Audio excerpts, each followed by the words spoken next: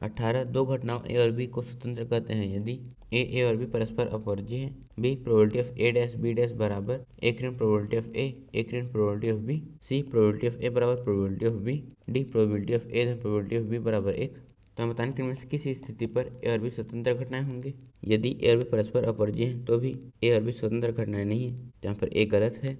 यदि probability of A बराबर probability of B हो तब भी ए और बी स्वतंत्र घटनाएं नहीं है, इसका मतलब है कि यहाँ पर ये भी गलत है।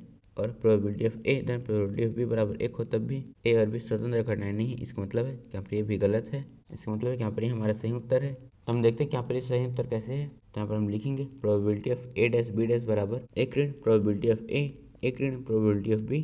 और यहाँ पर कुछ नहीं, इसका मतलब है कि यहाँ पर है इंटरसेक्शन, तो हम इसे लिख सकते हैं probability of A dash intersection B dash बराबर, इनका मतलब होता है प्रोबेबिलिटी ऑफ यहाँ पर ए डैश गुणा यहाँ पर आ जाएगा प्रोबेबिलिटी ऑफ बी डैश।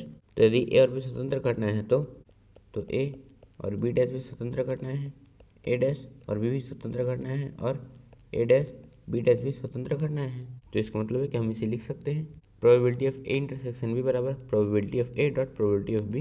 यहाँ पर ये बराबर ये आ गया, इसका मतलब है कि यहाँ पर ए और बी स्वतंत्र घटनाएं हैं, इसलिए यहाँ पर हमारा सही उत्तर है बी।